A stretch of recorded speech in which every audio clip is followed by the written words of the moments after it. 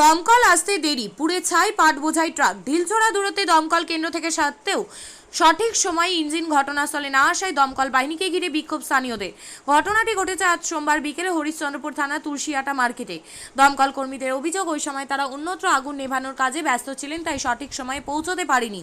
এদিকে JCI godown থেকে পাট লোড করার সময় হাইটেনশন তারে ছুঁয়ে যায় লরি বোঝাই পাট। দ্রুত সেই আগুন গ্রাস করে নেয় পাট বোঝাই লরিটিকে। তুলসিয়াটা জেসিআই গোডাউন ম্যানেজার জানিয়েছেন, 105 কুইন্টাল পাট ছিল, ক্ষয়ক্ষতির পরিমাণ কয়েক লক্ষ টাকা। অন্যদিকে একই সময় তুলসিয়াটা গ্রাম পঞ্চায়েতের বাঙ্গাবাড়ি বড়ল এলাকায় বৈদ্যুতিক শর্ট সার্কিটে পাট ভর্তি ভুটভুটিতে আগুন লেগে 30 কুইন্টাল পাট পুড়ে ছাই হয়ে যায়। ঠিক একই সময় রশিদাবাদ গ্রাম পঞ্চায়েতের রানীপুরা গ্রামে এক বাড়িতে আগুন ধরে বিছানাপত্র জ্বলে যায়। তুলসিয়াটা দমকল কর্মীরা ওই দুটি অগ্নিকাণ্ডে আগুন নেভানোর কাজে ব্যস্ত ছিলেন। পরিস্থিতি সামাল দিতে ঘটনাস্থলে পৌঁছায় হরিশ্চন্দ্রপুর থানার আইসি মনোজিৎ সরকার সঙ্গে বিশাল পুলিশ বাহিনী। লোড হয়ে গেছিল কলকাতা যাওয়ার ওকে ও গাড়ি ব্যাক করছিল, এখানে যে ওয়্যার আছে ও সেটে গেল আর ফায়ার হলো ধরে নিল গাড়িতে।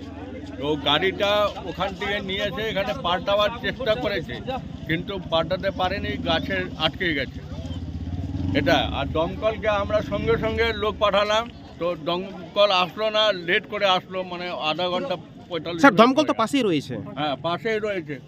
আর দমকল আসলো, ওটা মধ্যে জল ছাড়তে পারেনি, মানে কি ডিফিকাল্ট ছিল জানি না। না স্যার, আপনাদের বলার পরে কি দমকল গাড়ি ঘটনাস্থলে এসেছিল? হ্যাঁ, আমরা গেলাম তখন। কখন দমকল গাড়ি কখন এসেছিল? আধা ঘন্টা পরে এসছে। তো দমকল ওখানে কেউ ছিল না, গাড়ি প্রেজেন্ট ছিল না, বা দমকল কর্মী কেউ ছিল না? প্রেজেন্ট ছিল, লোক ছিল না ওখানে। তো তারা কি অন্য কোনো কাজ ব্যস্ত ছিলেন? হ্যাঁ, কোনো মানে কোথাও গিয়েছিল না কি জানি না আমি। তো স্যার এই বলছি, গাড়িটা পরে আসলো, এই যে জলটা নিয়ে আগে পরে গাড়িটা আসলো, তখন এই স্যার গাড়িতে স্যার কত পাট ছিল? গাড়িতে কত পাট ছিল? 5 কুইন্টাল, মানে 70 বেল। স্যার গাড়িটা যাচ্ছিল কোথায়? ওই কলকাতায় যাচ্ছিল। কোথা থেকে নিয়ে যাচ্ছিলেন গাড়িটা? এখান থেকে মানে লোড দিতে, মানে এখানে কোথায়, কোন এটা কোন জায়গা? এখান থেকে কোন জায়গা এটা? হ্যাঁ, এটা কি জায়গা এটা? তুলসিয়াটা আরএমসি জায়গা আছে। তো স্যার প্রায় কত? আমাদের এই জেসিআই অফিস আছে, এখান থেকে আমার গোডাউন আছে পাশে, ওখান থেকে লোড দিলাম আমরা। তো স্যার প্রায় কত ক্ষয়ক্ষতি হলো? হ্যাঁ, প্রায় কত লক্ষ টাকা ক্ষয়ক্ষতি হবে? এটা মোটামুটি 6 লক্ষ 6.5 লক্ষ টাকা। তো স্যার এই যে ঘটনাস্থলে পৌঁছাতে পারলেন না, বিভিন্ন অজুহাত দেখে থেকে গেলেন, আপনারা কি ব্যবস্থা নেবেন দমকলের বিরুদ্ধে?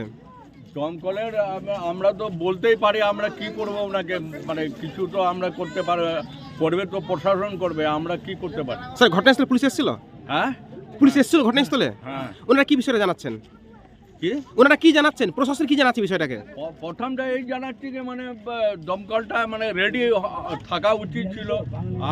আমার আজকে হলো, কালকে অন্যজনও হতে পারে। বলছি আপনার নাম?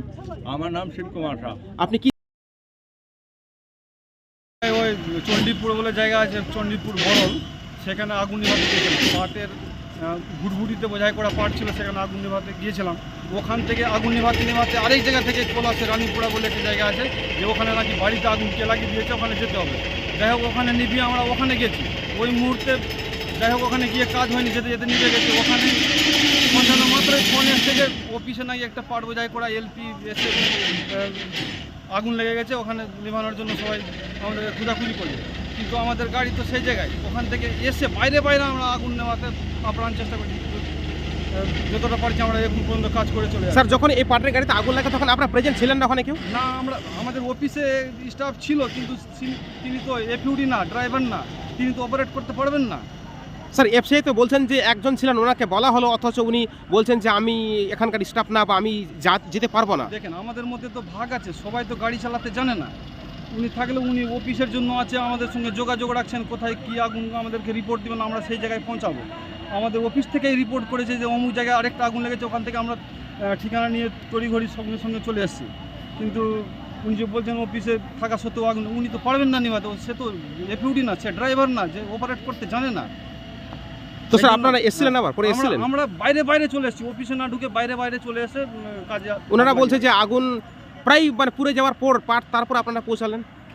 পৌঁছানো বলতে আমরা তো অফিসে থেকে পৌঁছানো, আমরা তো বাইরে আছি। ওখানে একটা আগুনকে ছেড়ে দিয়ে তারা আসতে পারছে না, ওখানে আগুন নিভিয়ে পুরো কমপ্লিট করে তারপরে এখানে এসছি। স্যার এখানে এই দমকল কটা ইঞ্জিন রয়েছে এখানে? আমাদের ইঞ্জিন এমনি জলের ইঞ্জিন 3টা আছে, কিন্তু ডেপুটি মানে ড্রাইভার যিনি আছেন তিনি তো সবসময় ডিউটিতে একটা থাকেন, তাহলে একটা ড্রাইভারেতে একটা গাড়ি অপারেট করতে পারেন না, এই জন্য আমাদের সঙ্গে সঙ্গে আসা সম্ভব হয়নি, আমরা ওখান থেকে বাইরে এসেছি। স্যার বলছি এই আগুনটা কিভাবে লেগেছিল, কি আপনারা কিভাবে সূত্র পেলেন? আমরা এসে দেখছি যে গাড়িতে আগুন লেগে আছে, কিভাবে লেগেছে এখন পর্যন্ত আমার জানা হয়নি। আমি সম্ভবত মনে করছি যে ইলেকট্রিক তারের সঙ্গে হয়তো ঘষা লেগে আগুন লেগে গেছে, সে গাড়ি চলে আরও একটু হয়তো বেশি লেগে গেছে, ওই জন্য এখানে এসে। স্যার আপনার নাম? আপনার নাম? আমার নাম বীরেন মহলদার। স্যার আপনি কি দায়িত্বে? জেসিআই সেখানে পার্ট লোড হয়ে কলকাতা যাচ্ছিল, ঠিক আছে, ওনাদের সরকারি ব্যাপার। এখানে আমার ভাই স্টাফ আছে, এই ভাই এখানে চাকরি করে। তো দমকলে আগুন লাগার লোড হওয়ার পরে কোনোভাবে আগুন লেগে যায়, তারপরে পাশেই লাগালেই আমাদের দমকল, ঠিক আছে, দমকল অফিস, দমকলের সেখানে বলা হলো, ওনারা বলছেন যে আমাদের স্টাফ নাই, আমরা পারবো না। গাড়ি তারপরে নিয়ে আসলেন, আনার পরে কোনো কিছু চালাচ্ছে না। আমি তখন আসলাম, বললাম কী ব্যাপার স্যার, আপনার গাড়িতে আগুন জ্বলছে, আপনারা কোথায়? হ্যাঁ বলছে আমরা পারবো না, আমি ডিউটিতে নেই। মানে উনি কি প্রেজেন্ট ছিলেন অফিসে? হ্যাঁ উনি প্রেজেন্ট ছিলেন, স্টাফ ছিলেন, স্টাফ মোটামুটি আধ ঘন্টা 45 মিনিট পরে আসেন, ঠিক আছে। ওনারা বলছেন আমি ডিউটিতে নেই, আমি পারবো না, আমি জানি না, ড্রাইভার নেই, এই করে অজুহাত করে সমস্ত গাড়ি চলে গেল। শুধু তর্ক করে গেলেন, আমাকে আবার বলছেন, আমি যখন বলছি তাহলে আপনি কী করবেন, তাহলে আপনি কী বলছেন, আমি পুলিশকে ফোন করছি, দেখছি তোমাকে, তুমি কে, ঠিক আছে, এই হচ্ছে ব্যাপার। তাহলে কি দমকল বাহিনীর মানে এই ইসের কারণে গাফিলতির জন্য ক্ষতি, প্রচন্ড ক্ষয়ক্ষতি হলো। তো এখন আপনারা কি করবেন, কি আমরা ব্যবস্থা নেবেন? প্রশাসন আছেন, আইসি সাহেব নিজে আছেন, ঠিক আছে, আইসি সাহেবকে জানানো হলো, আইসি সাহেব প্রশাসনিক ব্যবস্থা নেবেন। পুলিশ আমাদেরকে সহযোগিতা করেছেন। বলছি গাড়িতে কত কুইন্টাল পাট ছিল কি জানেন? 105 কুইন্টাল মেরেছে সাহেব বললেন, ঠিক প্রায় আছে, প্রায় কত প্রায় ক্ষয়ক্ষতি? মোটামুটি 6-6.5 লাখ টাকার মতন। বলছি আগুনটা কি করে লেগেছিল? আগুনটা কোনো শর্ট সার্কিট হয়ে লেগে গেছে। তোমার লাইনের, হ্যাঁ। তোমার নাম? আমার নাম ধীরজ কুমার সিং। তুমি কি কোনো কাজ? না আমি কাজ করি না, আমার এই অফিসে আমার কাকু আর ভাই চাকরি করে। আপনি কি জায়গা কিনতে চান? তাহলে আর চিন্তা নেই। 34 নম্বর জাতীয় সড়কের ধারে রায়গঞ্জের নট্টপাড়ায় ঠিক বিপরীতে নিউ উকিলপাড়ায় আজই সুলভ মূল্যে জায়গা কিনুন, গড়ে তুলুন নিজের স্বপ্নের ঘর। তাই আর অপেক্ষা না করে আজই চলে আসুন আমাদের এখানে, দেখে যান জায়গা। মন পছন্দের স্বপ্নের প্রাসাদ গড়ে তুলুন আপনার কেনা এই জায়গায়। তাই আজই যোগাযোগ করুন আমাদের সাথে। আমাদের ফোন নম্বর 8617827851, 6295828881, 8617033767। তাই আর দেরি নয়, আজই আসুন নিজের পছন্দের জায়গা কিনতে।